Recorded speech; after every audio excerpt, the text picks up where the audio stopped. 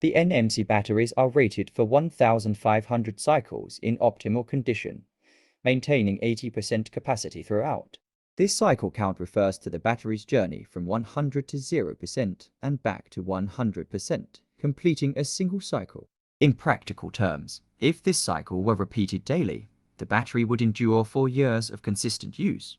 In contrast, LFP batteries would last more than 3,500 cycles or 9 years of consistent use.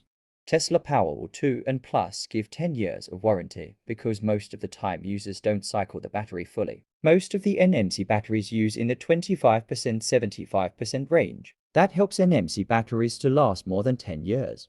After 10 years, can you notice the reduction capacity of NCM battery Powerwalls? If you use a LFP battery like that, it would last more than 30 years. That's the real game changer. LFP indisputably wins in the longevity department. Now, let's delve into one more distinction that, while not directly impacting practical use, holds relevance: the potential for thermal runaway in these battery chemistries.